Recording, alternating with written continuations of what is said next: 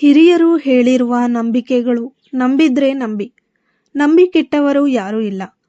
ಆಂಜನೇಯನ ದೇವರ ಪೂಜೆ ಮಾಡುವ ಮುನ್ನ ರಾಮದೇವರ ಪೂಜೆ ಅಥವಾ ಪ್ರಾರ್ಥನೆ ಮಾಡಿ ನಂತರ ಆಂಜನೇಯ ದೇವರ ಪೂಜೆಯನ್ನು ಮಾಡಬೇಕು. ಮನೆ ದೇವರ ಪೂಜೆ ಮಾಡದೆ ಯಾವುದೇ ಜಪ ಹೋಮ ಮಾಡಿಸಿದರೂ ಫಲ ಕೊಡುವುದಿಲ್ಲ. ಯಾವುದಾದರೂ ಶನಿ ದೇವರ ದೇವಾಲಯಕ್ಕೆ ಹೋಗಿ ಬರುವಾಗ ದೇವಾಲಯಕ್ಕೆ ಹೋಗಿ ಮನೆಗೆ ಬಂದರೆ ಪೂರ್ಣ ಶುಭ ಫಲ ದೊರೆಯುತ್ತದೆ. ಮನೆಯ ಹತ್ತಿರ ಯಾವುದಾದರೂ ಮಂತ್ರಿಸಿದ ನಿಂಬೆಹಣ್ಣು ಯಂತ್ರಗಳು ಬಿದ್ದಿದ್ದರೆ ಅದರ ಮೇಲೆ ತುಳಸಿ ನೀರು ಹಾಕಿ ಯಾವುದೇ ತರಹದ ಮಾಟ ಮಂತ್ರಗಳು ಕೆಲಸ ಮಾಡುವುದಿಲ್ಲ. ಸರಿಯಾಗಿ ಶ್ರದ್ಧೆಯಿಂದ ಮನೆಯಲ್ಲಿ ವೈದಿಕ ಮಾಡದೆ ಪಿತೃದೋಷ ನಿವಾರಣೆಗೆ ಪೂಜೆ ಮಾಡಿಸಿದರೂ ಫಲ ಕೊಡುವುದಿಲ್ಲ.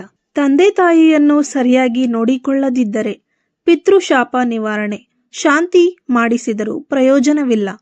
ಆಡಂಬರದಿಂದ ತೋರಿಕೆಗಾಗಿ ಮಾಡಿದ ಯಾವುದೇ ಪೂಜೆ ಶಾಂತಿ ಫಲ ಕೊಡುವುದಿಲ್ಲ. ಸ್ತ್ರೀ ಮಾತೃನಿಂದನೆ ಇದು ಕಾಡುತ್ತಲೇ ಇರುತ್ತದೆ.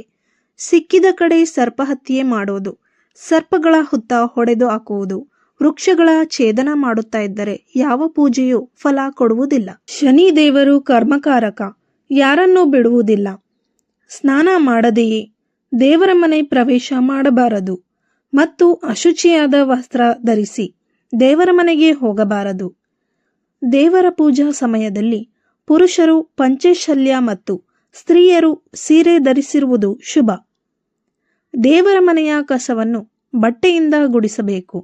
ಮನೆಯ ಹೊಸ್ತಿಲನ್ನು ಸಹ ಬಟ್ಟೆಯಿಂದ ಒರೆಸಿ ಪೊರಕೆಯಿಂದ ಬೇಡ. ಸ್ಟೀಲ್ನಿಂದ ತಯಾರಿಸಿದ ಯಾವುದೇ ಪೂಜಾ ದೀಪಗಳು ಸಾಮಗ್ರಿಗಳು ದೇವರ ಮನೆಯಲ್ಲಿ ಬೇಡ. ದೇವರ ವಿಗ್ರಹಗಳನ್ನು ಗುರುವಾರ ಸೋಮವಾರ ಶುದ್ಧ ಮಾಡಬಹುದು, ಮಂಗಳವಾರ ಶುಕ್ರವಾರಗಳಂದು ಬೇಡ. ಸ್ನೇಹಿತರೆ, ಈ ಮಾಹಿತಿ ನಿಮಗೆ ಇಷ್ಟವಾಗಿದ್ದಲ್ಲಿ ತಪ್ಪದೇ ಈ ವಿಡಿಯೋಗೊಂದು ಲೈಕ್ ಮಾಡಿ, ಶೇರ್ ಮಾಡಿ ಹಾಗೂ ಮರೆಯದೆ ನಮ್ಮ ಯೂಟ್ಯೂಬ್ ಚಾನಲನ್ನು ಸಬ್ಸ್ಕ್ರೈಬ್ ಮಾಡಿ.